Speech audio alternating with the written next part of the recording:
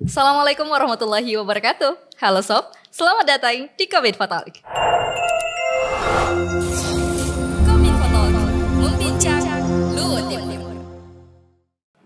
Alhamdulillah berjumpa kembali dengan saya Enhana Tarbiyatunisa dalam program Kominfo Talk. Seperti biasa di podcast ini kita akan terus membincang terkait dengan hal-hal menarik dan informatif seputar Kabupaten Luhut Timur, tentunya bersama dengan narasumber yang inspiratif. Saksikan terus perbincangannya hanya di Kominfo Talk, membincang Luhut Timur. Kominfo Talk, membincang Luhut Timur. Baik Sobat Kominfo, seperti biasa telah hadir narasumber di studio Kominfo Talk. Kalau biasanya yang hadir di sini adalah kepala-kepala OPD atau SKPD di Kabupaten Luhut Timur, hari ini saya kedatangan bintang tamu spesial, Reformer PKA Angkatan 5 PPSDM Regional Makassar dari Dinas PUPR Kabupaten Luhut Timur. Apa sih yang mau dibincangkan? Yuk langsung saja kita sapa. Inilah dia Ibu Idiana, Kabid Cipta Karya Dinas Pekerjaan Umum dan Penataan Ruang Kabupaten Luhut Timur. Halo, assalamualaikum Ibu. Waalaikumsalam warahmatullahi wabarakatuh. Bagaimana kabarnya hari ini? Alhamdulillah baik dan sehat selalu. Sehat selalu. Oke. Hari ini apa sih yang dibincangkan Bu terkait dengan proper ya? Ya, proyek perubahan. Ya. Tapi sebelum itu ini saya tertarik sih Bu sebenarnya. Kenapa harus disebut reformer? Reformer itu sebenarnya sebagai pendongkrak atau sebagai motivator untuk dalam hal peningkatan kinerja, khususnya untuk OPD-OPD kami, karena saat ini kami sedang melakukan atau mengadakan pendidikan dan pelatihan PKA khusus untuk administrator. Ya, berarti ini berkaitan dengan tugas ya, tugas pokok dan fungsi. Ya. Berarti Ibu selaku Kabid Cipta Karya ini berkaitan nanti dengan apa yang akan diajukan. Ya, benar. Oke. Nah, kalau kita ini bicara kembali Bu, Ibu Idiana sebagai seorang kepala bidang, dalam hal ini pejabat untuk bidang Cipta Karya di Dinas PUPR. Apa sih sebenarnya yang menjadi urusan yang ditangani oleh bidang yang Ibu jabat saat ini? Iya. Terima kasih. Jadi untuk bidang Cipta Karya kita menangani beberapa program. Yang pertama adalah penyediaan sarana prasarana air bersih. Kemudian terkait dengan sanitasi, pemenuhan sanitasi artinya limbah air kotor masyarakat, kemudian drainase, bangunan gedung negara seperti bangunan pemerintah, kemudian bangunan lingkungan publik. Kemudian sarana prasarana persampahan. Jadi yang terakhir itu adalah perizinan bangunan gedung. Dulu namanya IMB, sekarang PBG. Jadi program-program itu yang sebenarnya menjadi tugas pokok kami di bidang Cipta Karya. Berarti dari banyaknya tugas pokok dan fungsi dari bidang Cipta Karya, apakah ini semua akan masuk ke dalam suatu proyek yang Ibu sekarang kerjakan sebagai seorang reformer di PKA Angkatan 5 ini atau seperti apa? Ya, tidak. Setelah kami melakukan evaluasi terkait dengan kinerja-kinerja kami di bidang Cipta Karya, hal yang paling menelisik kami sebenarnya yang langsung bersentuhan dengan masyarakat itu adalah pelayanan. Di sini pelayanan yang langsung bersentuhan artinya kami langsung ketemu dengan masyarakat itu adalah perizinan PBG ini. Dan karena perizinan ini terus terang saja kita belum optimal karena data yang kami punya bahwa waktu IMB dulu masih namanya IMB itu izin mendirikan bangunan ya. Perizinan yang muncul itu 2022 itu hampir 1000-an. Sekarang pada saat dia berubah menjadi PBG 2023 itu hanya 80 izin. 2024 sampai sekarang baru 60. Ini mungkin sebelum kita bahas lebih jauh Bu terkait dengan apa sih sebenarnya yang menjadi kendala dalam pengurusan perizinan PBG itu, mungkin bisa dijelaskan terlebih dahulu Bu, apa sih sebenarnya PBG itu? Kalau perizinan bangunan gedung itu adalah kegiatan membangun, mengubah, memperluas atau mempersempit bangunan. Oke, segala kegiatan yang segala kegiatan menyangkut ya, dengan bangunan itu ya. Itu harus dilakukan perizinan terlebih dahulu sebelum dilakukan pembangunan. Tujuannya itu adalah waktu IMB dulu hanya berfokus kepada keteraturan bangunan, artinya dititik beratkan pada sempadan jalan. Estetikanya. Ya, estetika saja, keteraturan.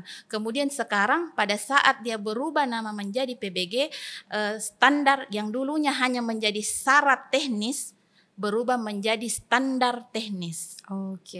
Kenapa dia berubah? Karena sekarang di Indonesia banyak bangunan yang rusak atau rubuh sebelum habis masa umur konstruksinya. Karena direncanakan tidak sesuai dengan standar teknis yang ada. Makanya regulasi berubah, syarat dan standar pun berubah. Dulu hanya beberapa syarat, sekarang standarnya ditambah untuk menciptakan yang tadi bukan hanya keteraturan, keselamatan, keandalan bangunan pun sangat diperhatikan dalam perizinan bangunan gedung ini. Nah, untuk jenis bangunan Bu, apakah semua jenis bangunan itu harus ada PBG-nya atau seperti apa? Ya, kalau kita berbicara PBG semua jenis bangunan. Jadi di dalam aplikasi itu ada bangunan hunian, rumah tinggal, ada bangunan berusaha, ada rumah ibadah, bangunan khusus, seperti mungkin kayak Pertamina atau rumah sakit, semua harus berizin. Ya. Berarti tadi kan dikatakan di awal bahwa segala jenis kegiatan, mulai dari membangun, bahkan merenovasi, menambah.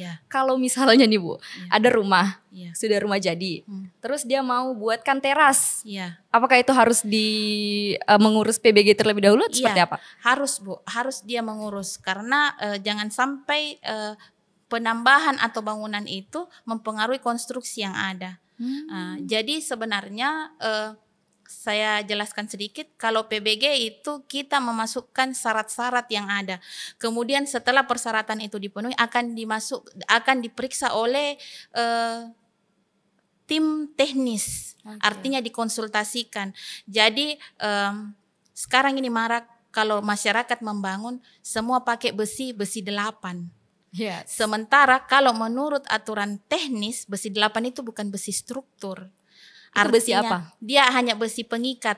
Biasa orang bilang behel. Jadi minimal besi 10. Behel. Iya. Begitu. Jadi itu yang kita bantu. Jangan sampai masyarakat membangun dia tidak sadar. Apalagi Luhut Timur ini kan masuk di 186 kabupaten kota rawan bencana. Begitu. Jadi kita periksa semuanya. Kalau untuk aturan ini Bu. Iya. Tadi itu perlu atau harus? Harus ya. Wajib. Untuk PBG itu. Harus ya. Walaupun hanya untuk menambah teras wajib mengurus PBG itu. Segala kegiatan menambah, mengurangi, membangun baru itu tetap harus dianukan. Cuman ketika dia menambah, dia hanya retribusinya itu hanya seluas yang dia tambah saja. Tidak perlu dia membayar. Begitu. Sejak kapan berlaku Bu untuk pengurusan itu? Kalau dia PBG itu efektif berlaku 2022. Setelah beralih nama dari IMB itu. Beralih nama dari IMB ke PBG. Iya. Nah, untuk sosialisasi ke masyarakat Bu, karena tadi kan saya dengar bahwa peralihan dari IMB ke PBG itu mengalami penurunan yang cukup drastis. Drastis, benar. Itu bagaimana sosialisasi ke masyarakat? Apakah sudah memang dilakukan sosialisasi bahwa wajib mengurus PBG atau seperti apa? Kenapa bisa berdampak kepada penurunan data itu? Tahun 2022 kita sudah pernah melakukan sosialisasi ke kecamatan. Tetapi pada saat itu sosialisasi yang kami lakukan adalah hanya sebatas perangkat dari desa dan kecamatan. Kita sudah memberikan sosialisasi bahkan pengetahuan terkait dengan aplikasi ini. Karena waktu MB itu offline. Sekarang kan dia online pakai aplikasi ya. Jadi tapi setelah kita lakukan itu belum efektif juga.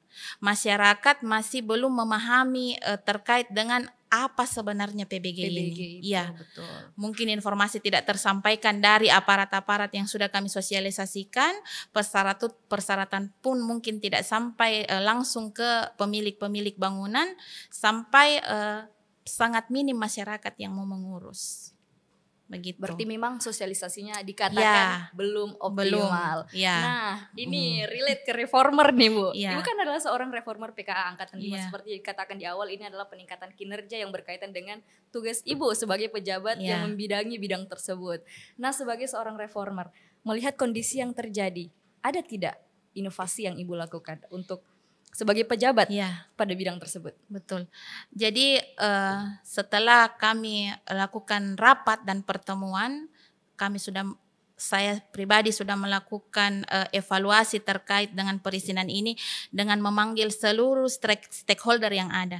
Jadi di proyek perubahan ini saya punya stakeholder Satpol PP, Kepala Bidang Penegakan, kemudian ada Kepala Bidang Pengawasan yang di PTSP dan Kepala Bidang Perizinan, kemudian ada Kepala Bidang Tata Ruang, Kepala Bidang SDA dan Kepala Bidang di DLH. Kami sudah mengadakan pelatihan terkait dengan regulasi PBG ini. Jadi kami bersepakat bahwa inovasi yang akan dilakukan adalah ini one stop service Sinibang. Sinibang, perizinan bangunan gedung. Jadi di situ kita akan berkolaborasi. Seluruh persyaratan yang ada sudah kita duduk bersama, bahwa ada persyaratan yang sebenarnya tidak perlu karena sama seperti yang diminta oleh bidang SDA dengan bidang tata ruang sebenarnya sama. Hanya KTP dan sertifikat. Jadi masyarakat tidak perlu mengkopi sampai berapa kali permohonan ini. Betul. Saya bilang, jadi bisakah satu kali saja mereka memasukkan persyaratan? Ini nanti kita yang bertemu, tidak perlu masyarakat sampai rangkap berapa kali. Seperti persyaratan hanya untuk KTP dengan sertifikat itu. Betul. Ya, jadi kita sudah memangkas, memudahkan persyaratan. Kemudian kami akan langsung terjun ke lapangan. Ini kita ambil sampel di Kecamatan Tomoni Timur. Di sana kemudian kita akan mendatangi warga, melakukan pelayanan one stop service dengan menyediakan seluruh perangkat-perangkat yang ada seperti mesin scan. Kemudian sekarang kan Luhut Timur sudah tanda tangan elektronik. Jadi semua bisa dilakukan di sana.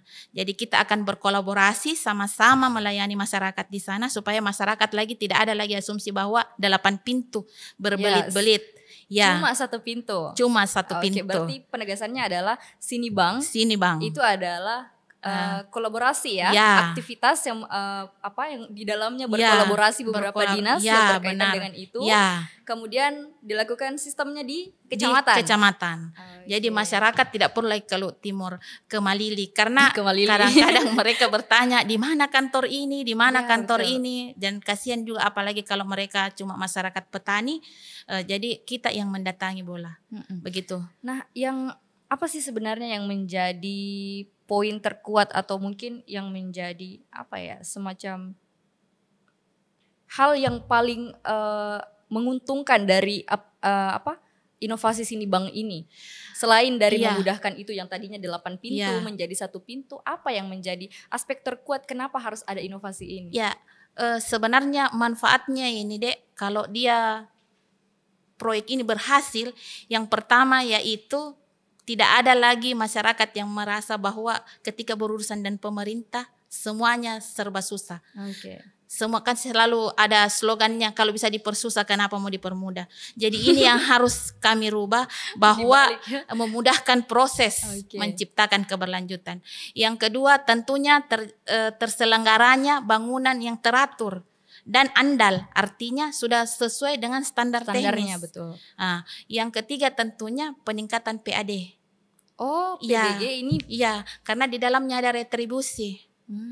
Jadi tentu itu tujuan jangka panjangnya adalah tercapainya target retribusi terkait dengan perizinan PBG. Karena sekarang terus terang saya tidak tercapai. Betul jadi itu manfaat yang kita harapkan dari proyek perubahan ini.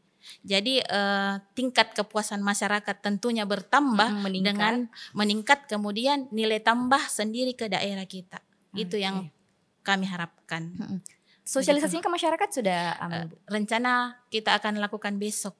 Kemarin kita sudah lakukan kampanye door to door dengan membagikan checklist langsung ke masyarakat yang belum memiliki izin. PBG. Ya, kita langsung datangi masyarakat. Jadi ada mobil satpol kemarin yang keliling mengedukasi warga masyarakat betapa pentingnya perizinan ini. Terus kita juga sampaikan ke masyarakat ketika bangunan berizin, ketika terjadi peningkatan jalan atau apa, akan ada ganti rugi dari pemerintah karena bangunan tersebut berizin. Makanya itu yang kita edukasi ke masyarakat betapa pentingnya ini. PBG. Ayo kita mengurus, nanti kami mudahkan, nanti kami juga lanjutkan. Ya, jadi sini Bang, sebelum membangun sini dulu. Sini Bang. Iya, itu. Saya belum, persyaratannya ini belum saya tanyakan ya Bu ya? Iya. Apa saja persyaratannya? Sekalian saja disosialisasikan langsung ke masyarakat terkait dengan persyaratan pengurusan persetujuan bangun gedung. Ya. Untuk bangunan rumah tinggal sederhana di bawah 90 meter bujur sangkar. Itu yang pertama adalah KTP. KTP kemudian alas hak. Kenapa alas hak itu sangat penting? Tujuannya ketika nanti dibangun tidak ada lagi orang komplain bahwa dia membangun di luar, di tanah saya atau tanah sengketa. Makanya aplikasi ini menginginkan bahwa alas hak harus jelas. Alas hak itu apa? Sertifikat, akte jual beli, atau sewa lahan atau hibah yang untuk yang warisan itu. Itu semua dilampirkan di dalam data tanah. Yang selanjutnya yaitu adalah KKPR, kesesuaian kegiatan pemanfaatan ruang. Itulah tadi yang saya katakan diurus di bidang tata ruang. Kenapa KKPR itu penting? Supaya masyarakat membangun sesuai dengan peruntukan ruang yang sudah disediakan oleh pemerintah. Jadi jangan mengalihfungsikan seperti membangun di sawah bangun rumah.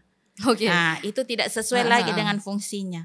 Ya, atau di lahan pertambangan dia bangun showroom atau ruko. Jadi itu tujuannya kenapa harus muncul kesesuaian kegiatan pemanfaatan ruang. Yang kedua itu adalah perizinan pel banjir. Kenapa pel banjir harus diurus? Supaya masyarakat tidak membangun di daerah genangan yang rawan banjir. Jadi masyarakat bebas banjir. Makanya sebelum membangun bertanya dulu sudah sesuai tidak ini saya. Bukan di daerah genangan. Bagus tidak lahannya ini. Ya, seperti itu pel banjir. Kemudian kalau bangunan sederhana tidak perlu izin lingkungan. Dia tidak perlu. Nanti dia di atas 90 meter bujur sangkar baru perlu perizinan lingkungan. Setelah perizinan dasar yang 3 tadi ini terpenuhi, barulah dia masuk di aplikasi SIMBG. Nah, di aplikasi SIMBG sebenarnya menekankan ke standar teknis gambar rumah mulai dari tampak sampai dengan detail. Kenapa penting? Kenapa harus mendetail? Waktu IMB cuma sampai tampak saja. Kenapa sekarang minta detail rangka, detail listrik, detail air bersih, air kotor? Karena itu tadi kesehatan. Jangan sampai masyarakat membangun septic tank terlalu dekat dengan sumber air. Bisa terjadi pencemaran, merusak kesehatan yang punya rumah. Kemudian kenapa harus ada detail listrik? Jangan sampai kabel yang digunakan tidak sesuai dengan standar terjadi kebakaran. Hal-hal itulah tugas pemerintah hadir bahwa masyarakat ini membangun rumahnya sudah sesuai dengan standar yang ada. Bukan mempersulit tapi sebenarnya menjaga seluruh kemungkinan yang buruk yang akan terjadi. Nah, untuk fasilitasinya itu Bu, berbayar atau gratis? Sekarang ini karena aplikasi menginginkan bahwa yang menggambar ini harus punya lisensi, bahwa dia ber-STRA, surat tanda registrasi arsitektur. Nah, itu kami sudah melakukan juga inovasi, kami sudah memanggil seluruh orang lokal yang bersertifikat ini. Kami rangkul dan kami minta bahwa mereka ayo kita bantu. Yang kita bantu ini adalah masyarakat, bukan pengusaha. Dan mungkin saja masyarakat itu hanya punya lahan berapa kali berapa. Dan mereka alhamdulillah bersedia. Saya bilang bahwa mudah-mudahan kalaupun memang mereka mau minta itu tidak terlalu mahal dek. Karena sekarang ini mereka tetap berbayar, cuman kita rangkul mereka. Iya, mungkin saja nanti pada saat dia bertemu dengan yang punya rumah hatinya tergerak, mungkin saja dikasih gratis. Ya. Betul. Jadi itu kita sudah lakukan ini, mudah-mudahan berhasil. Ketika ini berhasil tentu saja harus kita lanjutkan. Kalau untuk penginputan di SIMBG itu Bu dilakukan oleh pemohon atau dibantu oleh staf yang berkaitan? Kalau mereka paham kan mereka bisa input sendiri. Kalaupun tidak paham kami sudah sediakan beberapa operator, nanti mereka tinggal bawa kami scankan dan kami inputkan. Berarti betul-betul dimudahkan ya. Kali ini kami tidak mudahkan. Harus datang ke tidak ibu harus, kota kabupaten. tapi pengurusannya bisa diurus di kecamatan masing-masing. Iya. Satu pintu. Satu pintu. Oke. Nah, Bu, seberapa yakin Ibu dengan inovasi ini? Tentunya kalau saya dengan tim saya yakin, karena kami sudah sama-sama satu persepsi bahwa semuanya harus kita permudah. Kita bantu secepat-cepatnya, karena kalau menurut aplikasi tidak boleh lewat 28 hari. Tidak boleh lewat 28 Tapi pada kenyataannya sekarang semuanya lewat. Jadi ini target, mudah-mudahan semua yang berisi, yang mengurus nantinya tidak ada yang melewati 28 hari. Jadi tetap keberhasilan itu tergantung dari pemohon. Mudah-mudahan mereka ini bersemangat dan semuanya mengajukan permohonan, nanti kami bantu. Boleh dong Bu, sebagai closing statement hari ini bisa disampaikan langsung ke masyarakat terkait pentingnya perizinan bangunan gedung ini. Silahkan. Untuk seluruh masyarakat di Kabupaten Luhut Timur, mari kita sama-sama mensukseskan kegiatan sinkronisasi perizinan bangunan gedung Sinibang, memudahkan proses menciptakan keberlanjutan. Ayo kita sama-sama mengurus izin persetujuan bangunan gedung. Sebelum membangun, urus PBGTA untuk menciptakan keteraturan dan keandalan bangunan. Terima kasih. Urus PBGTA sebelum membangun untuk menciptakan keteraturan dan keandalan bangunan. Baik, terima kasih Bu Idiana telah hadir di studio hari ini. Sama-sama, saya terima kasih sudah dibantu. Siap, sukses selalu Ibu Reformer. Sukses untuk inovasinya. Proyek perubahan ya Bu. Sukses. Terima kasih Bu. Baik Sobat Kominfo, demikianlah perbincangan saya bersama dengan Ibu Idiana, Kabid Cipta Karya selaku Reformer PKA Angkatan 5 PPSDM Regional Makassar. Terima kasih telah menyaksikan Kominfo Talk Membincang Luhut Timur. Saya Inhana Tarbiatunisa beserta seluruh kru yang bertugas, pamit undur diri. Wassalamualaikum warahmatullahi wabarakatuh and see you on the next episode. Ibu, makasih. Saya terima kasih banget sekali.